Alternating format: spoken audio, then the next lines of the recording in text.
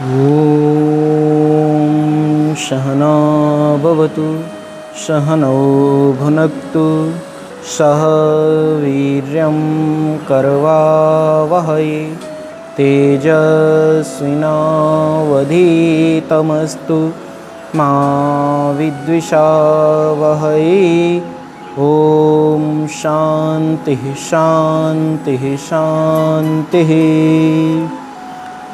शङ्करं शङ्कराचार्यं केशवं बादरायणं सूत्रभाष्यकृतौ वन्दे भगवन्तौ पुनः पुनः। ईश्वरो गुरुरात्मेति मूर्तिभेदविभागिने व्योमवद्व्याप्तदेहाय दक्षिणामूर्तये नमः। सदाशिवसमारम्भां शङ्कराचार्यमध्यमाम् अस्मदाचार्यपर्यन्तां वन्दे गुरुपरम्। श्रुतिस्मृतिपुराणानाम् आलयं करुणालयं नमामि भगवत्पादं शङ्करं लोकशङ्करम्।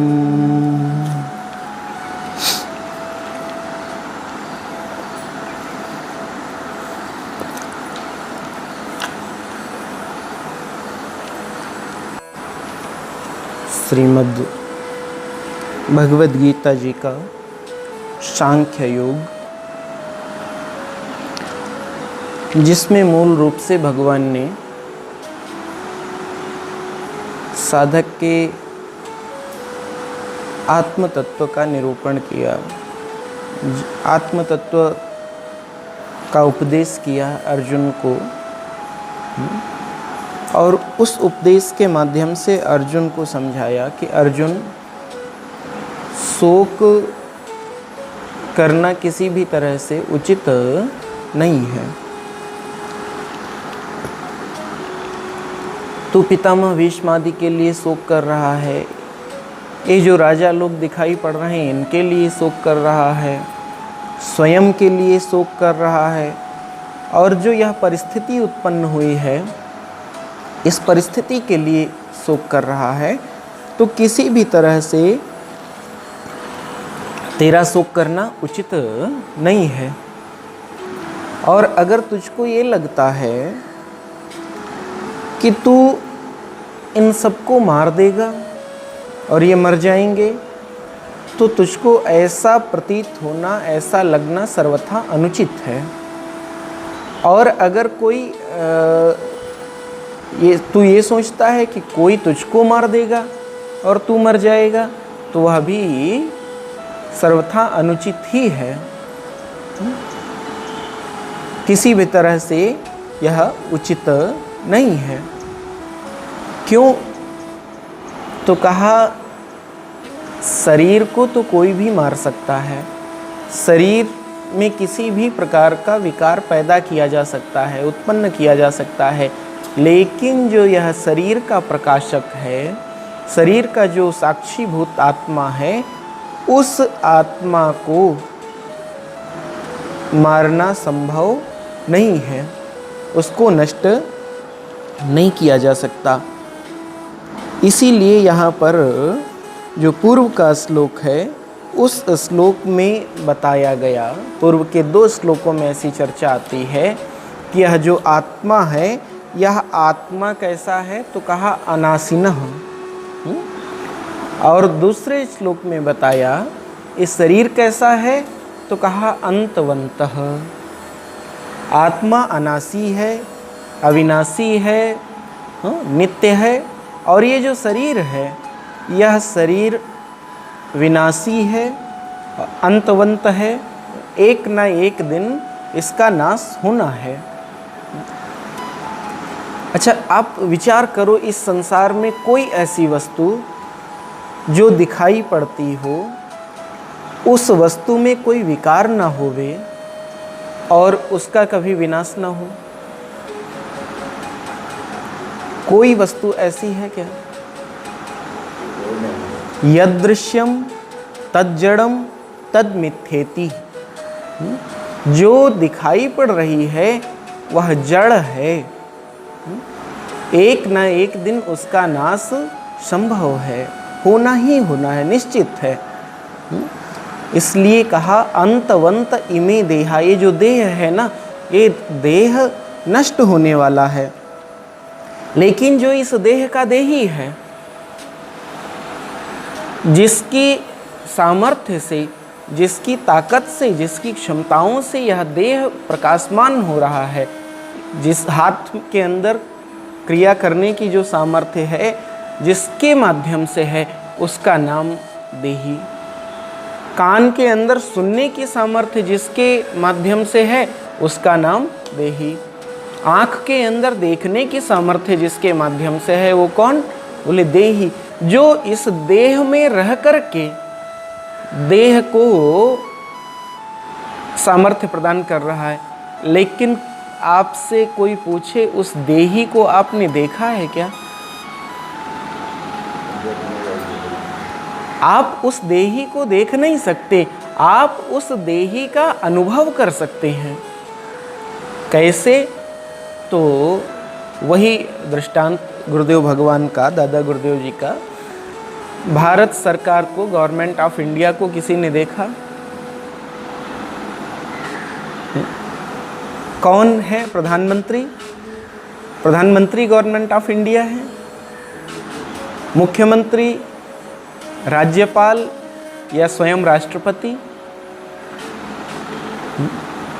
वो एक ऐसी सामर्थ्य है जिसकी क्षमता से सारे के सारे लोग अपना अपना काम कर रहे हैं। लेकिन कोई कहे कि नहीं, मैं ही गवर्नमेंट ऑफ इंडिया हूं। कोई कहे नहीं, मैंने भारत सरकार को देखा। संभव है क्या? अच्छा, उसकी निष्क्रियता के बाद कोई अपना काम ठीक से करेगा? पुराने समय में एक स्थिति होती थी, जब कोई राजा मृत्यु को प्राप्त होता था, उससे लेकर के जब तक नए राजा का अभिषेक नहीं होता था सिंहासन पर, तब तक किसी न किसी को उस राजा के कार्यभार को देखने के लिए संरक्षक बना दिया जाता था राज्य का। 10-15 दिन, 20 दिन जो व्यवस्थाओं में लगे उसका संस्कार आदि होने में, उतने समय के लिए। क्यों? क्योंकि अगर कोई राजा नहीं होगा, कोई उस सिस्टम को चलाने वाला नहीं होगा, तो उतने दिन में ही अराजकता फैल जाएगी। अच्छा, यही आप इस सृष्टि में देख लो, यही आप अपने शरीर के अंदर देख लो। शरीर के किस अंग को क्या काम करना है, इसका निर्धारण करने वाली कोई ना कोई सामर्थ्य तो है। अब हाथ कहे नहीं, हम तो चलेंगे, पैर से कहे थोड़े दिन के लिए तू आराम कर, तू बहुत चल लिया, अब हम चलेंगे। नहीं, जिसका जो काम है वह वो करेगा। उसका निर्धारण कोई न कोई सामर्थ्य, कोई न कोई शक्ति कर रही है। जो शक्ति, जो सामर्थ्य उसका निर्धारण कर रही है, उसका नाम दिया देही। इस देह के अंदर रहने वाला। बोले अनासिनः, वो जो देही है वो अविनाशी है। तो अगर तू देही को नष्ट करने की बात सोचता, अर्जुन तेरी दृष्टि अभी कहाँ है? तू शरीर को देख रहा है। शरीर के नष्ट होने से कोई नष्ट नहीं होता, शरीर के मरने से वह देही नहीं मरता है, क्योंकि वो जो देही है वह दोनों प्रकार के नाश से पृथक है। दो प्रकार के नाश की चर्चा हम लोगों ने कल की थी। उन दोनों प्रकार के नाश से वह देही पृथक है, इसीलिए उस देही को अविनाशी और नित्य कहा गया। और अगर तुझको लगता है कि तू उसको मार सकता है, तू मारेगा तो ये लोग मर जाएंगे, इनका नाश हो जाएगा, या ये लोग मारेंगे तो तेरा आत्मा मर जाएगा, तो कहा ये पूरी की पूरी नासमझी वाली बातें हैं। इसीलिए भगवान आगे के श्लोक में इस बात को कहते हैं। यतः, थोड़ा सा देखिए संबंध भाष्य, शोक मोहादि संसार कारण निवृत्त्यर्थम गीता शास्त्रम न च प्रवर्तकम एतस्य अर्थस्य साक्षी भूते ऋचो अनिनाय भगवान। या तु मन्यसे युद्धे भीष्मादयो मया हन्यते अहम एव तेषां हन्ता इति ऐसा बुद्धि मृषा एव ते। यदि तुझको ये लगता है, यत तु मन्यसे युद्धे भीष्मादयो मया हन्यते, अगर तुझको ये लगता है कि इस युद्ध में पितामह भीष्म आदि मेरे द्वारा मया हन्यते, मेरे द्वारा मार दिए जाएंगे, तो ये मृषा है, मिथ्या है। अहम एव तेषां हन्ता इति, मैं उनके द्वारा मार दिया जाऊंगा, यह भी मिथ्या है। न वो तुझको मार पाएंगे, न तू उनको मार पाएगा। कथम, कैसे, अगर भगवान ये कह रहे हैं तो कैसे तेरा ये सोचना मिथ्या है। भगवान अगले श्लोक में इस बात को कहते हैं, य एनं वेति हन्तारम् यश्चैनं मन्यते हतम् उभौ तौ न विजानीतो नायं हन्ति न हन्यते।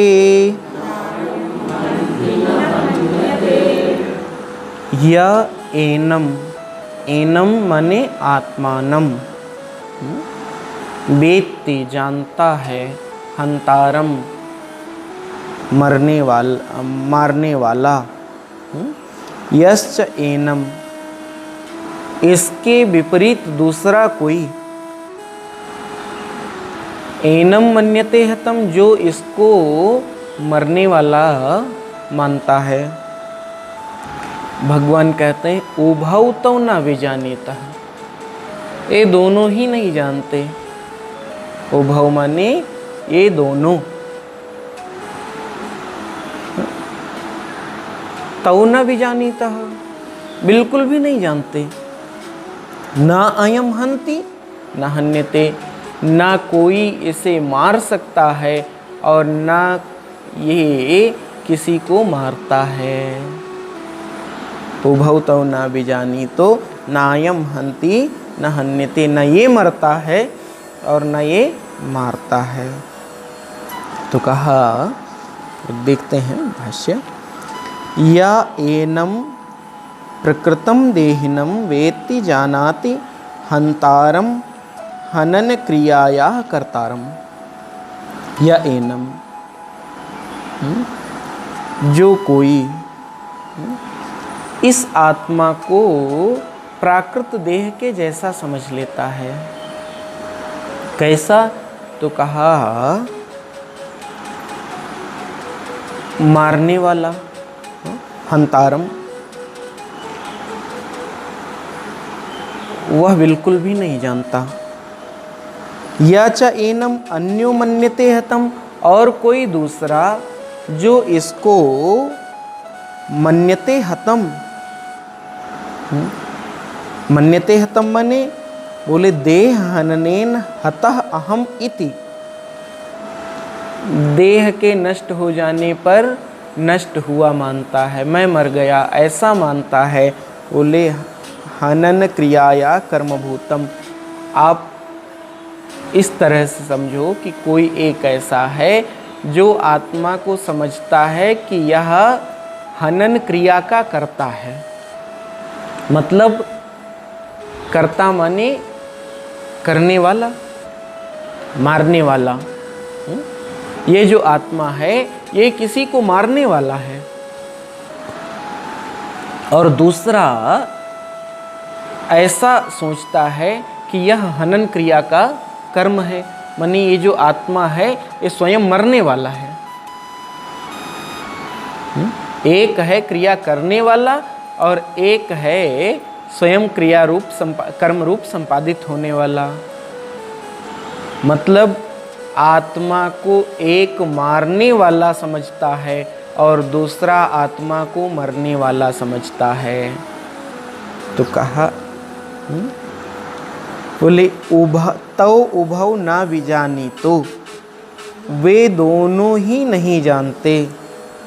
न ज्ञातवन्तो अविवेकेन आत्मानम अहम प्रत्यय विषयम हंता अहम हतः अस्मि अहम इति देहहननेन आत्मानं यो विजानीतः तौ आत्मस्वरूपानिभिज्ञौ इत्यर्थः।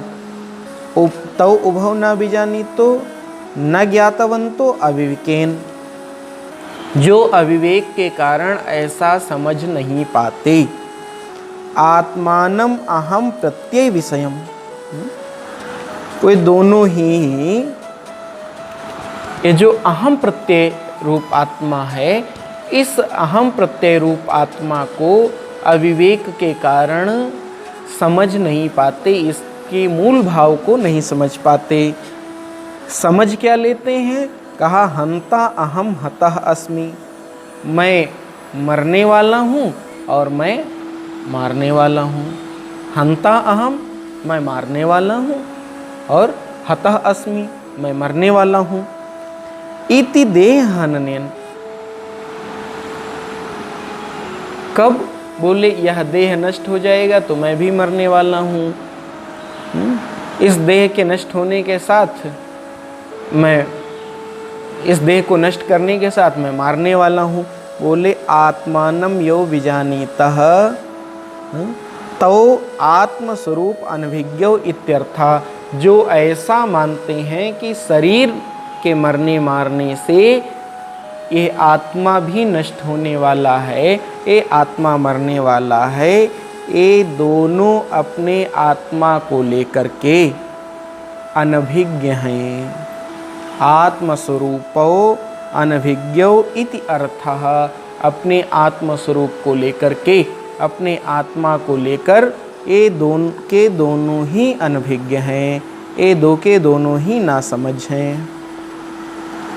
यस्माद् न अयम आत्मा हन्ति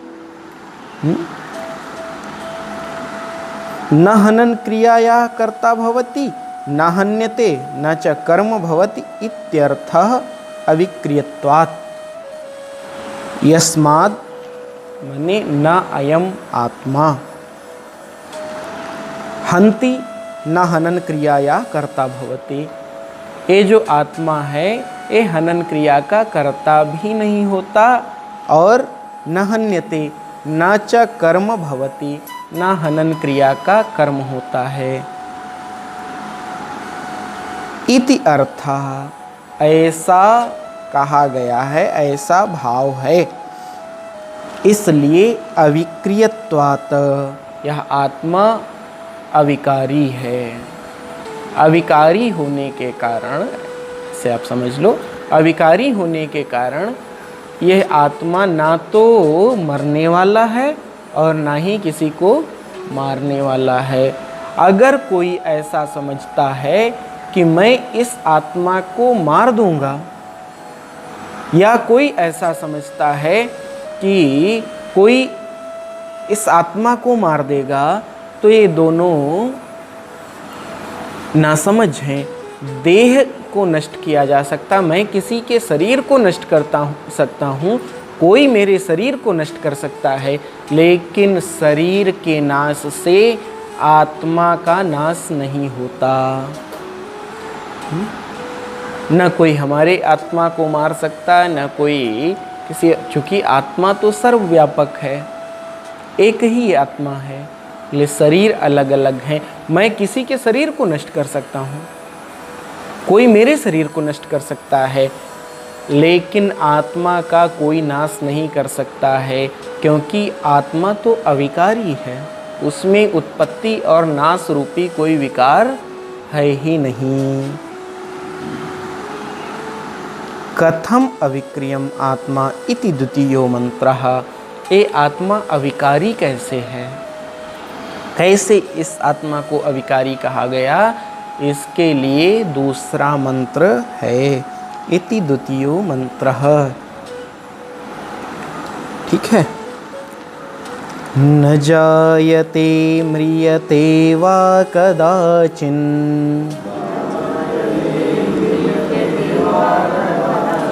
नायं भूत्वा भविता वा न भूयः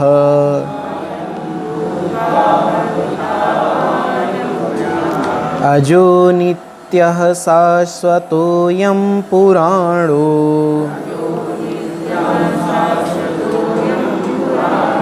न हन्यते हन्यमाने शरीरे।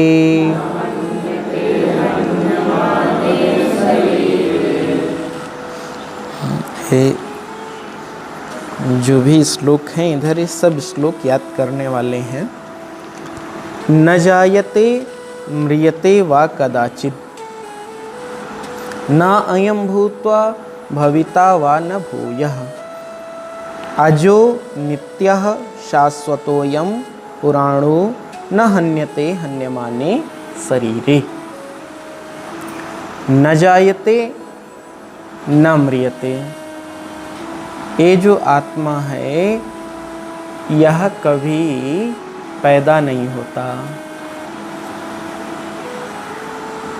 जो पैदा नहीं होता, फिर मरने का कोई प्रश्न ही नहीं है।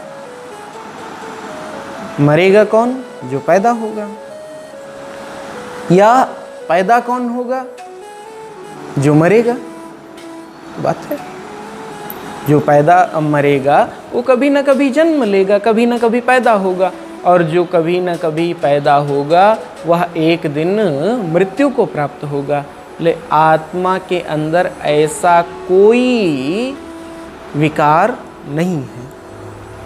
न जायते न म्रियते, न जायते म्रियते वा कदाचित् न अयं भूत्वा भविता वा न भूयः। ये जो आत्मा है ये ना तो कभी पैदा हुआ और ना ही भविष्य में कभी यह पैदा होने वाला है। क्यों? क्योंकि अजः नित्यः शाश्वतः पुराणः, ये सब आत्मा के लक्षण हैं। अजः नित्यः शाश्वतः पुराणः। अज माने अजन्मा, जो कभी पैदा ना होवे। नित्य, हम लोग नित्य तो 2 दिन से विचार कर रहे हैं। नित्य माने जिसमें किसी भी प्रकार का विकार ना हो, एक अवस्था से दूसरी अवस्था में परिवर्तन का भी विकार ना होवे, उसका नाम है नित्य। शाश्वत बोले जो हमेशा रहे, जो हमेशा रहे। अच्छा, हमारे दादाजी जब पैदा हुए थे तो आत्मा था कि नहीं? तो जो हमेशा रहे, पुराणः पुरा अपि नव इति। अच्छा, आत्मा कभी बूढ़ा होता है, कभी पुराना होता है? बोले जो पुराना होते हुए भी नित्य नूतन है, वह आत्मा न हन्यते, नहीं मारा जा सकता है, हन्यमाने शरीरे, शरीर के नष्ट होने पर। न जायते म्रियते वा कदाचिन। चूंकि यहाँ पर 2 शब्द, 2 विकारों का वर्णन आया, जायते और म्रियते। लोग मानते हैं कि पूर्व का और अंतिम का जब विषय ले लिया जाता है, उपनय और उपसंहार की चर्चा हो जाती है, तो उसके मध्य की जो भी चीज़ें होती हैं वह सारी की सारी उसी के बीच में आके समा जाती हैं। अरे आप लोगों वाला तरीका 9 दिन का नवरात्रि पहला रख लिया और आखिरी रख लिया, मतलब बीच वाले सब के सब उसी में हो गए। तो वैसे ही उपनय और उपसंहार। तो पहला विकार क्या है? ये जो शरीर है ये षड्धर्मा है, 6 विकारों वाला है। पहला विकार है जायते, बोले जायते अस्ति, फिर वर्धते, फिर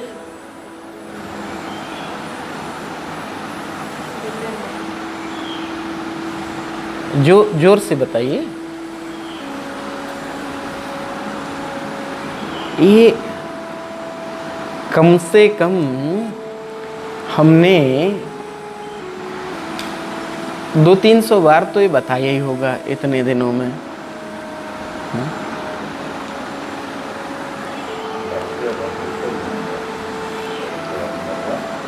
अस्ति, जायते, वर्धते, विपरिणमते, अपक्षीयते, तद विनश्यते।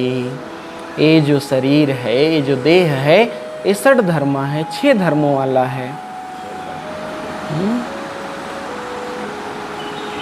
ये है, पैदा होगा, फिर बढ़ेगा, बढ़ने के साथ इसमें परिवर्तन होगा, विपरिणमते, एक परिणाम से दूसरे परिणाम में जाएगा। फिर धीरे धीरे एक समय ऐसा आएगा कि इसकी सामर्थ्य घटेगी और अंत में वो नष्ट हो जाएगा। कैसे? तो कहा आपने एक बीज ले लिया, बीज लिया, एक किसी पौधे का बीज आपने लिया, उस बीज के अंदर वो पौधा छिपा है कि नहीं? अगर स्वस्थ बीज है तो उस बीज के अंदर कोई पौधा छिपा है कि नहीं? हम तो कहेंगे कि ये बीज है, पौधा कहाँ दिखाई पड़ रहा है। लेकिन जब उसको उपयुक्त वातावरण मिलेगा, उसको अनुकूलता मिलेगी, तो उस बीज से एक नया पौधा पैदा होगा, अंकुरण होगा। अंकुरण के बाद 2 पत्ती वाला, 2 पत्ती से फिर 4 पत्ती वाला, 4 से 8, 8 से 16, ऐसे एक नया पौधा बनेगा कि नहीं? कहा अस्ति माने कहीं ना कहीं वो पौधा है। उसके बाद वह पैदा हुआ, पैदा होने के बाद पैदा हो गया, फिर वो इतना ही बड़ा रहेगा, 2 ही पत्ती वाला नहीं, 2 ही पत्ती वाला नहीं रहेगा। कभी न कभी वो वृद्धि को भी तो प्राप्त होगा। तो कहा तीसरी जो प्रक्रिया, तीसरा जो धर्म है इस देह का, वो धर्म है कि वह बढ़ेगा।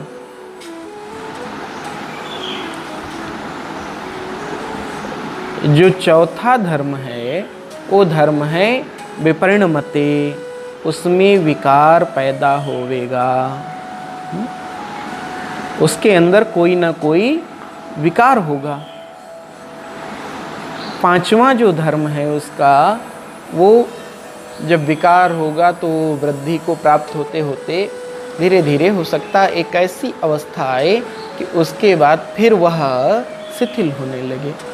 ये सबके शरीर के साथ है, चाहे मनुष्य का हो, पशु का हो, किसी वृक्ष का हो, सबका एक दिन ऐसा होता है जब ताकत बहुत कम होती है, फिर धीरे धीरे बढ़ता है शरीर, और एक ऐसा समय आता है जब इस शरीर में सबसे ज़्यादा ऊर्जा होती है। उसके बाद धीरे धीरे अवस्था फिर ऐसी आती है कि वह घटने लगता है और एक समय के बाद वो नष्ट हो जाता है।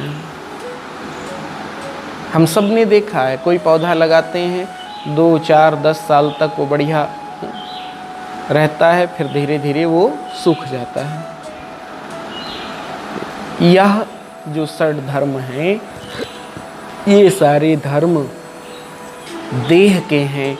ये धर्म आत्मा के साथ जुड़ते नहीं हैं, ये धर्म आत्मा के साथ लागू नहीं होते।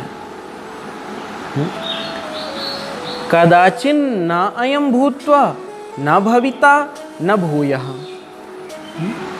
यह कभी ना तो पैदा हुआ है, न आगे इसके पैदा होने की कोई संभावना है। किसके? बोले ये जो आत्मा है। क्यों?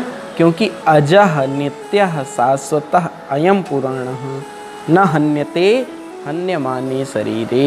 ये जो आत्मा है ये अजन्मा है, नित्य है, शाश्वत है। चूँकि इसका भाष्य सबसे लंबा है तो थोड़ा सा देख लेते हैं। कि पूरा देखने में तो मुझे लगता है 2-3 दिन लग जाएंगे पूरा भाष्य पढ़ने में, तो आपके काम का जितना है उतना देख लेते हैं। न जायते न उत्पद्यते जनि लक्षणा वस्तु विक्रिया न आत्मानो विद्यते इति अर्था न म्रियते वा शब्दर्था वा शब्दः च अर्थे। यहाँ पर एक शब्द प्रयोग है ना, न जायते म्रियते वा, तो जो चा का अर्थ है वही अर्थ यहाँ पर वा का भी है। और के अर्थ में न जायते न, कभी पैदा नहीं होता, म्रियते वा और ना ही कभी मरता है। न जायते म्रियते वा कदाचिन न उत्पद्यते जनि लक्षणा वस्तु विक्रिया आत्मानो विद्यते अर्थः। आत्मा के अंदर उत्पत्ति रूप जो वस्तु विकार है वह नहीं होता। आत्मा के अंदर उत्पत्ति रूप विकार नहीं है।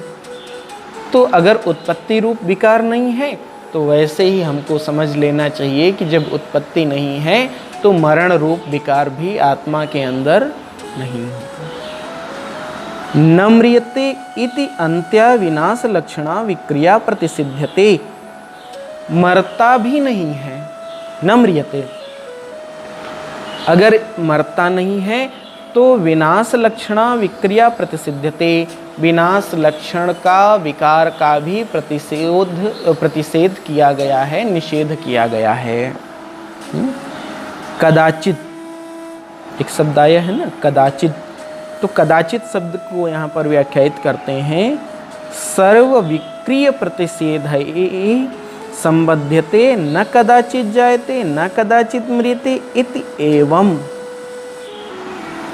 ये जो कदाचित शब्द प्रयोग किया है यह जायते और म्रियते के बीच में जितने विकार आते हैं उन सारे विकारों का प्रतिषेध करने के लिए, उनका निषेध करने के लिए कदाचित शब्द का प्रयोग किया कि अयम आत्मा न कदाचित न जन्मते न कदाचित वर्धते न विपरिणमते।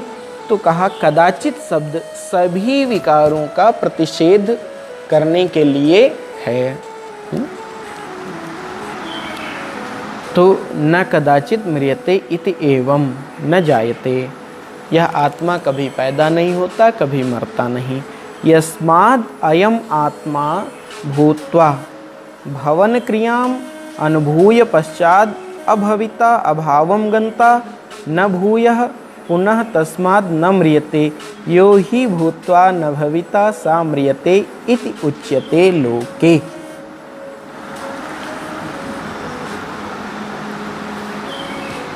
कहा आत्मा अगर उत्पत्ति को प्राप्त होता तो एक समय यह नाश रूपी विकार को भी प्राप्त होता।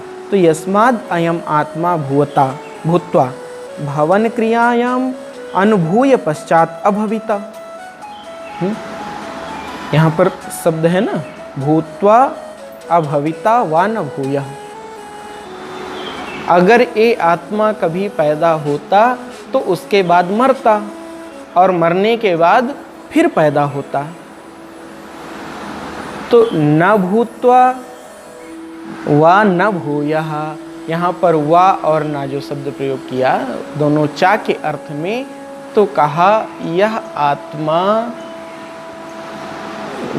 भुवन क्रिया मतलब पैदा होने की अवस्था, उसके बाद नाश, फिर नाश के बाद पुनः पैदा होने की जो अवस्था है, उन क्रियाओं से भी युक्त नहीं है।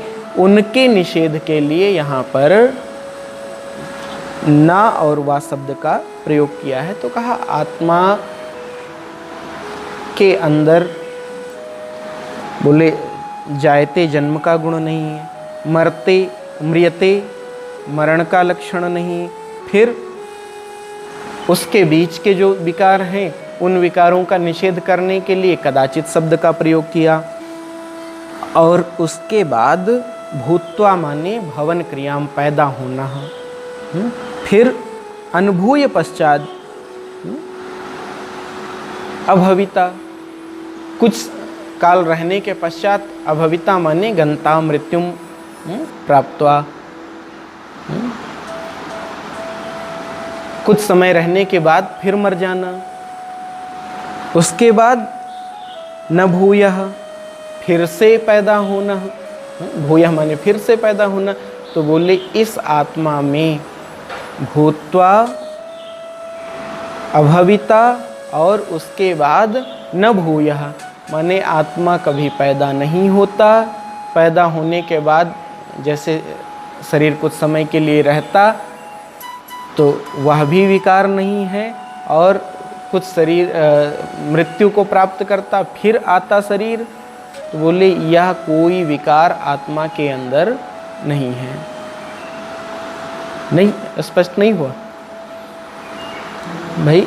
आत्मा के अंदर ना तो पैदा होने का विकार है, ये शरीर का विकार है कि शरीर पैदा होगा, और जब पैदा होगा तो पैदा होने के बाद कुछ काल के लिए वो रहेगा, कुछ अनुभव भी करेगा, उसके बाद वह मृत्यु को प्राप्त होगा।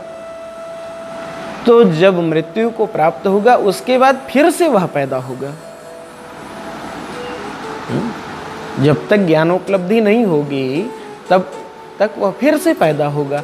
तो बोले इस आत्मा के अंदर ये कोई विकार पाए नहीं जाते अपने आत्म तत्व के अंदर। इसलिए तस्मात् न म्रियते यो हि भूत्वा न भविता सा म्रियते इति उच्यते लोका, क्योंकि वह उत्पन्न होकर फिर मृत्यु को प्राप्त नहीं होता है, ऐसा इस संसार में कहा जाता है, ऐसा इस जगत में आत्मा के बारे में कहते हैं। वा शब्दाद न शब्दाद च अयम आत्मा अभूत्वा भविता वा देहवद न भूयः पुनः तस्माद् न जायते यो हि अभूत्वा भविता स जायते इति उच्यते न एवं आत्मा अतो न जायते।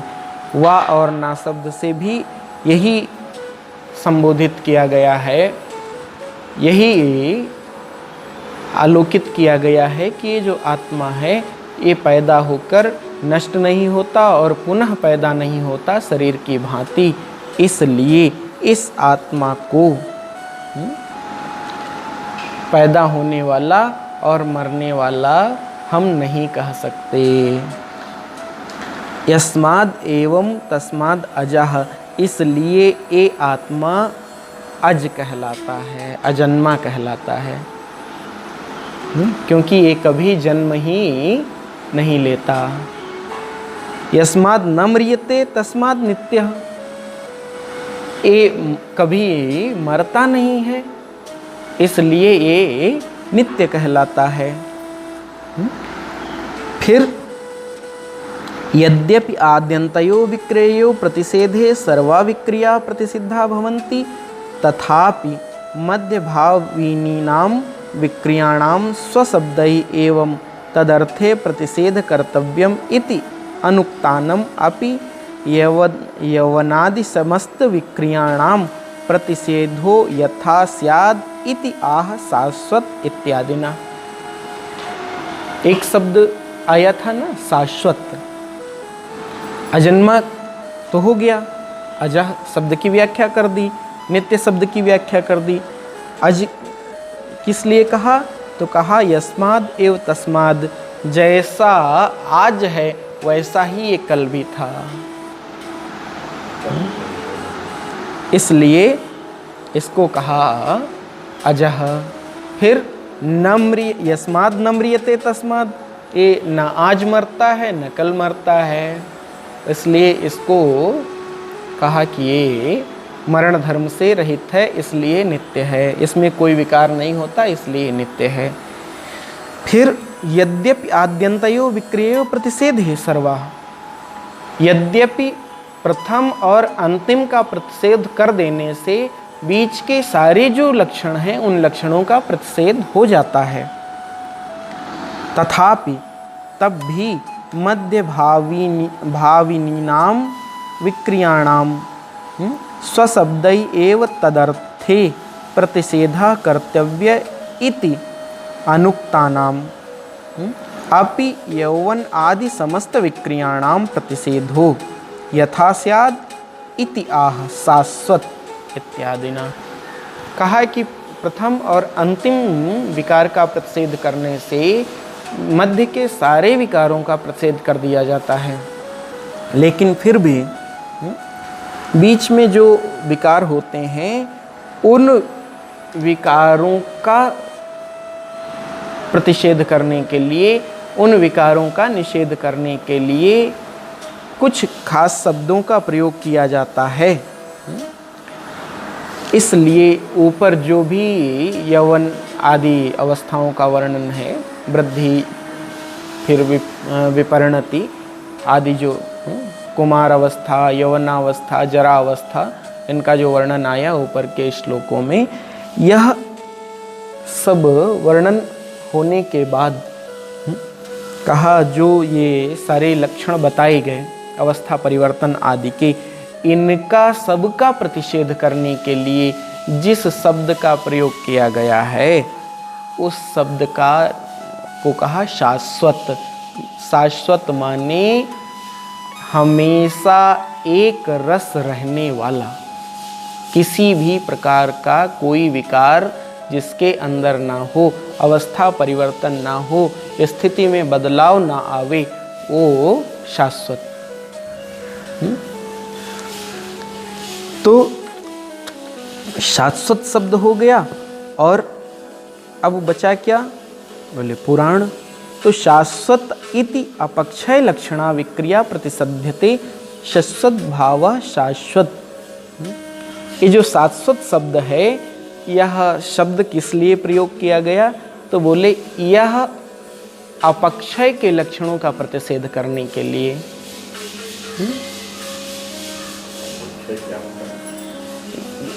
घटोत्तरी बढ़ोत्तरी कहा ना कि इसका क्षय हो गया, इसमें कमी हो गई, इसका नाश हो गया। बोले जो अपक्षय रूपी लक्षण हैं, शाश्वत शब्द से अपक्षय रूप विकार का प्रतिषेध किया गया। न अपक्षीयते स्वरूपेण निरअवयवत्वाद निर्गुणत्वाद च न अपि गुणक्षयेण अपक्षयः। इसके निर्गुण होने के कारण इसके गुणों का कोई क्षय नहीं होता, इसलिए यह कैसा है? तो बोले यह क्षय रहित है। अपक्षय विपरीता इति वृद्धि लक्षणा विक्रिया प्रतिसध्यते पुराण इति।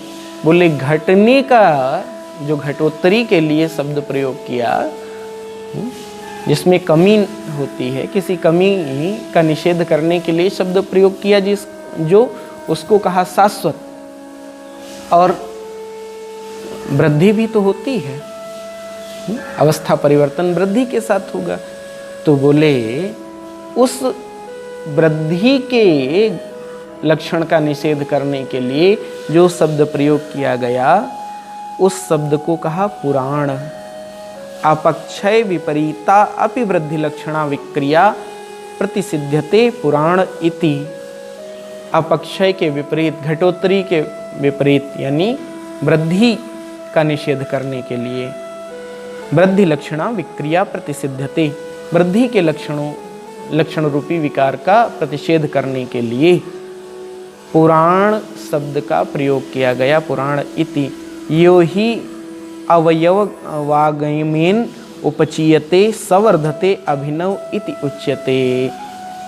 ले जो किसी उत्पत्ति के द्वारा पुष्ट होता है,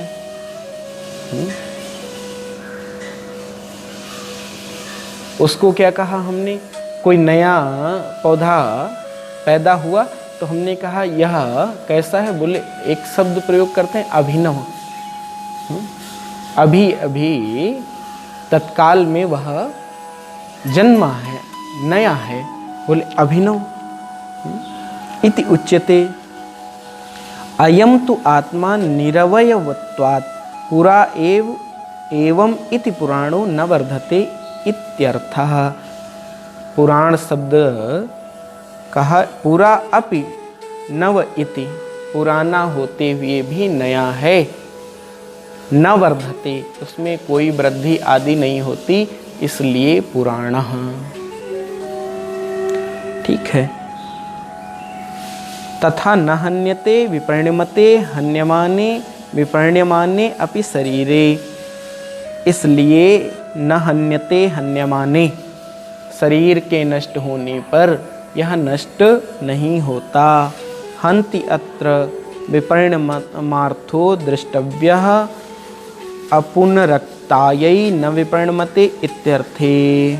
यहाँ जो हन्ति शब्द है वह एक दोष होता है, पुनरुक्ति दोष। किसी बात को बार बार एक ही शब्द के द्वारा कहना, तो बोले उस शब्द का, उस दोष से बचने के लिए यहाँ हन्ति का मतलब मर जाना नहीं समझना है, बल्कि विपरीत परिणाम प्राप्त होना। मान लो शरीर को किसी ने तलवार मारी, तो ऐसा नहीं है कि इस तलवार से वो शरीर पूरी तरह से आदमी मर ही जाए।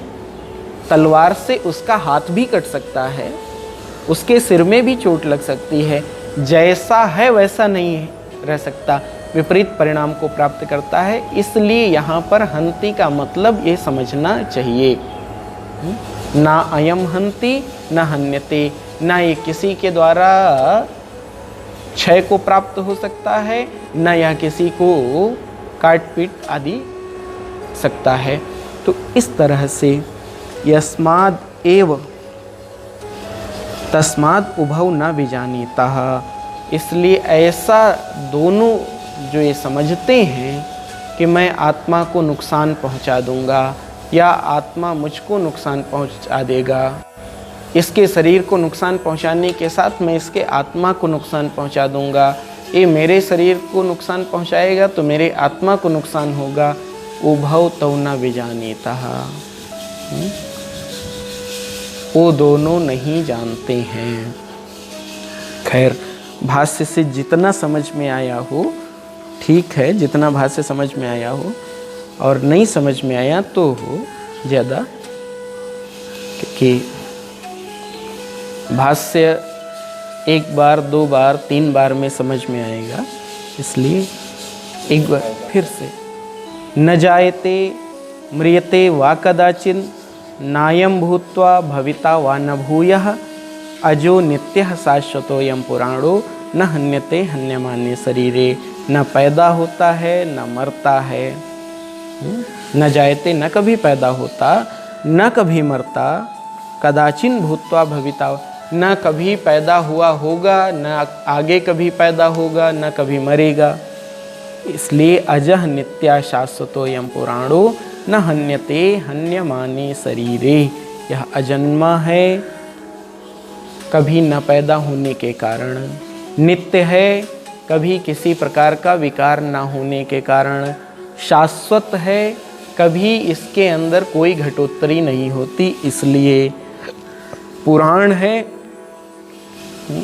क्योंकि इसके अंदर कभी वृद्धि भी नहीं होती, हमेशा एक रस रहता है, पुराना होते हुए भी नित्य नूतन रहता है। इसलिए न हन्यते हन्यमाने शरीरे, शरीर के कट जाने पर, शरीर के हानि को विपरीत परिणाम को प्राप्त हो जाने पर आत्मा को विपरीत परिणाम की प्राप्ति नहीं होती।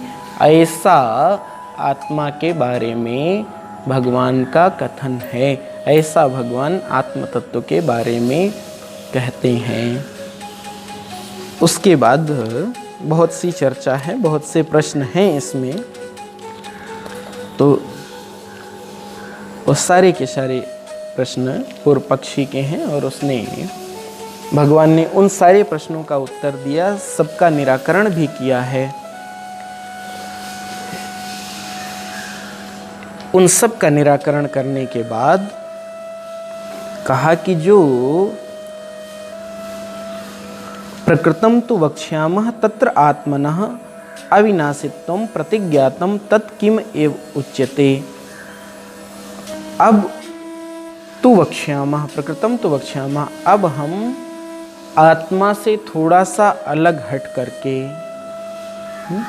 आत्मा की चर्चा तो हो गई, अब आत्मा से कभी कभी किसी भी बात को एकदम स्पष्ट करने के लिए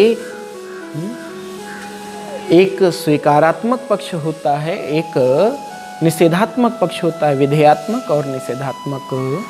तो कहा अभी तक हमने आत्मा की चर्चा की, अब आत्मा से थोड़ा सा हट करके जो प्राकृत विषय हैं, शरीर आदि, अब उसकी चर्चा करते हैं। तो जो हो सकता ना समझ में आया हो अर्जुन, तो ये वो जब शरीर की बात करेंगे या अन्य विषयों की बात करेंगे तो आत्मा के बारे में जो जानकारी तेरी थोड़ा कम रह गई होगी, वह उस विषय के साथ स्पष्ट रूप से समझ में आ जाएगी। आत्मानः अविनाशित्वं प्रतिज्ञातं तत् किम एव उच्यते। यहाँ जो यह प्रकरण है, इस प्रकरण में आत्मानं अविनाशित्वम, आत्मा के अविनाशित होने की प्रतिज्ञा की गई है कि आत्मा अविनाशी है। वह आत्मा किसके सदृश है, ऐसा किसके जैसा है, यह आगे के श्लोक में बताया गया है। आगे के श्लोक में इसका वर्णन है। हम लोग इन श्लोकों पर कल विचार करेंगे। लगभग 1, 2, 3,